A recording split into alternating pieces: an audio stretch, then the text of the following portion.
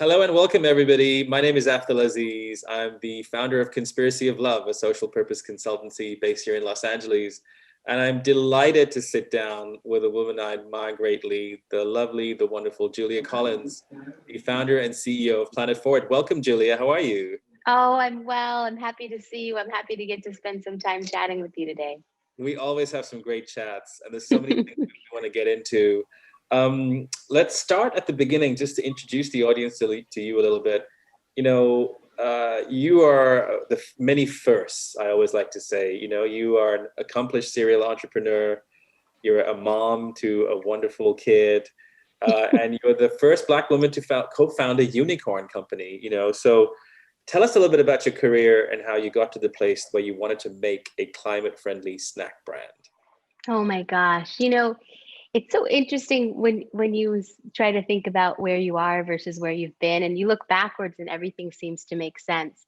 But sometimes in the process of getting to where you are, things can feel a bit chaotic, and I certainly have had points in my career where I wasn't quite sure what I was going to do next. But for me, I've always been like deeply, deeply passionate about food. And it's always been for me more than just health, more than just pleasure, but it's really been about like the best moments in life happening when people share food together. So that, despite the chaos of different points of just kind of growth and development, the through line for me has always been connecting people through food. You mentioned my kid Mosi, who's 3 years old now. Today's actually his first school picture day, so I just sent him off with a fresh haircut and a fresh little collared shirt. But there was something about the experience of like just holding Mosi in my arms for the first time and all that neuroplasticity that you experience in these great moments in your life. For me, it was that sort of postpartum period when I started to just rethink who I was. Why am I here? What am I doing? I know you've had this moment many times, but particularly the one that you've shared with me, after the tsunami. And I just really just started to recontextualize my work around this idea that my job was to help empower people in the climate action movement. And I learned, Afdel, that 25% of global greenhouse gas emissions were coming from land use and food systems. And it made me so angry. And I felt so much rage that I realized that I had to take action. And so from that moment, I really started to think about what a climate friendly food movement would look like. And that's where I am now today, building Moonshot. And when we last talked, we were about to launch Moonshot. Tell us a little bit about how it's gone with the launch and this bigger vision for Planet Forward as a company as well. Well, it's been absolutely incredible sort of bringing the first explicitly climate friendly snack brand to the space. What we know about consumers today is that as much as they value flavor and as much as they value health and as much as they value convenience, many consumers really are demanding that brands start to take a stand for social justice, for climate justice. And so we're seeing a lot of traction with the brand because we're not just offering another snack or another product or another thing to buy. We're actually offering people a seat at the table in climate action and a way to actually take the first step in their daily lives to being involved in this movement that we think across the board is going to help push us forward to a more just climate friendly future. And I think that's so crucial. People need to feel a sense of agency, right? When you're looking at this gigantic problem of climate change, understanding how they can change their behaviors in simple ways is such a powerful approach. So let's dive a little bit deeper. When you say your crackers are climate friendly, like what does that mean? What's behind that?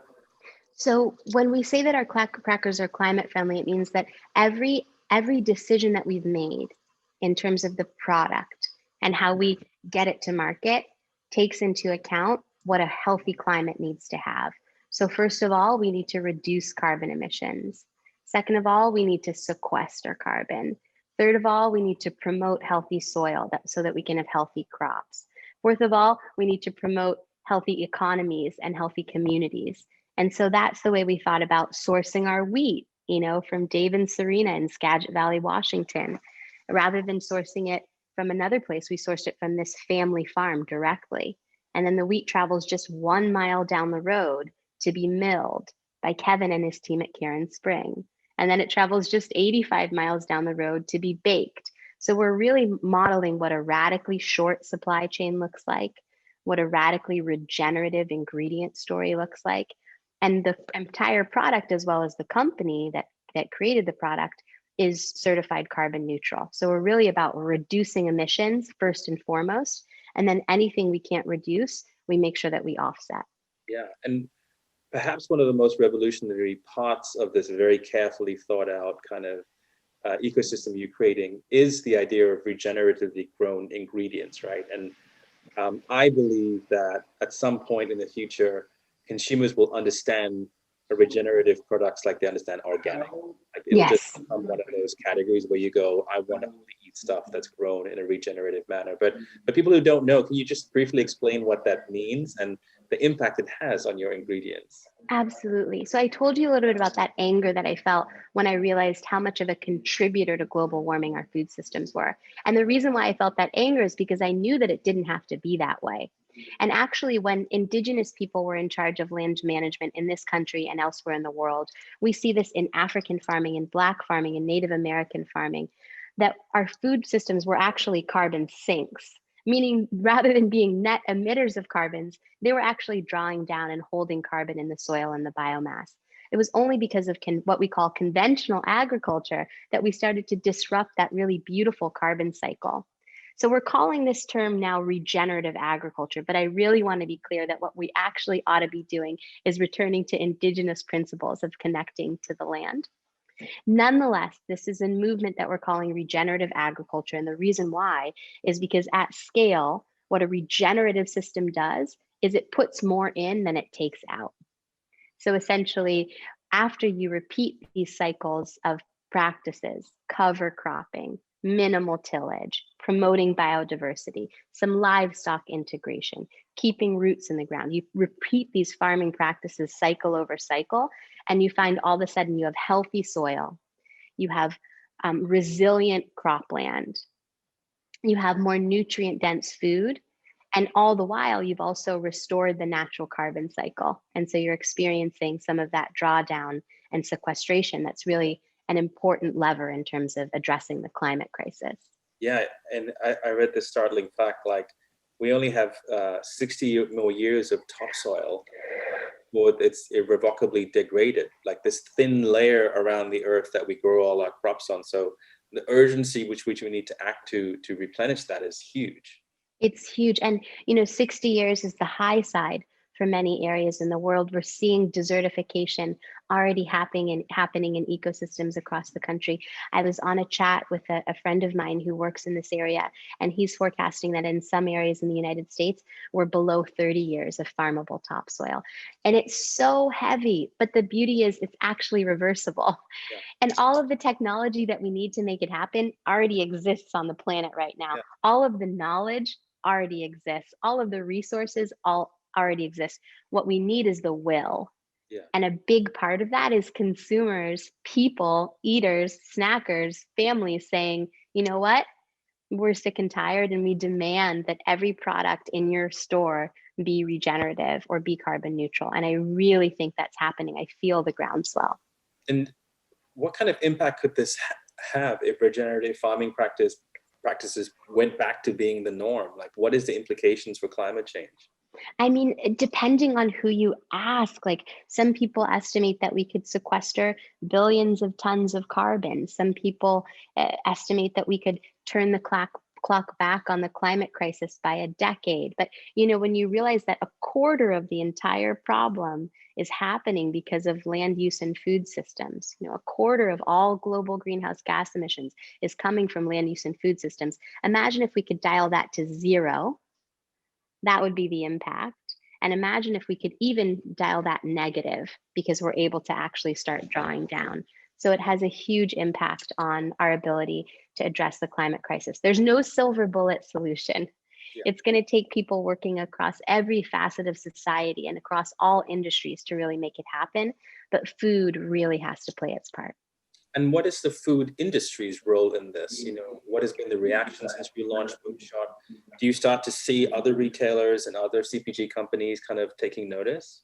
We certainly see other CPG companies that are hungry to make their products carbon neutral, that want to make their products regenerative. Actually, the interest has been so large that in addition to founding Moonshot, my team has created software to actually help other brands on their journey. So any brand that rings up and says, you know what, Julia, I'm inspired by what you're doing with Moonshot.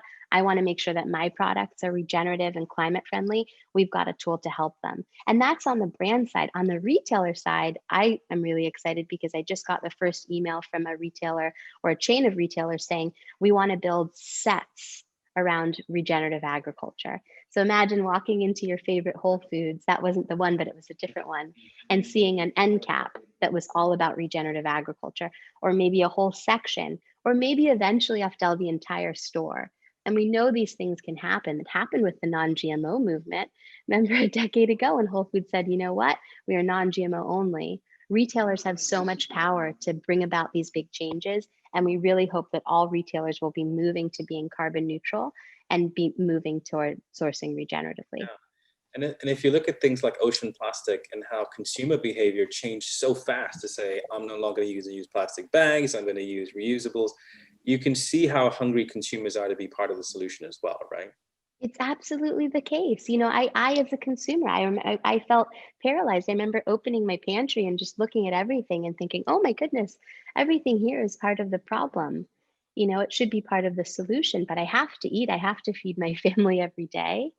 And so I think consumers really do want to take action. And one of the ways that we take action, as you know, is in the choice of what we buy and in the choice of whom we buy from. Well, Julia, any final thoughts as we wrap up? Like, what advice do you have for other entrepreneurs out there who may want to go on the same journey?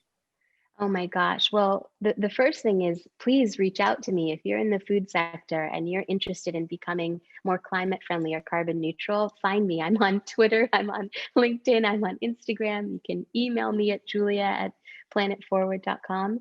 But I think the first thing to do is take the first step. And the first step is making a commitment, you know, and then take the second step. The second step is beginning to measure, and then take the third step and the fourth step, but really make the commitment as soon as you can toward becoming carbon neutral and climate friendly. And I think if we see all entrepreneurs doing that across all industries, then we're going to be able to get the job done. Julia Collins, always a pleasure to talk to you. You're endlessly inspiring and innovative. Thank you for all the impact you're making in the world. Thank you so much. Thanks for sitting down with me. Have a good one.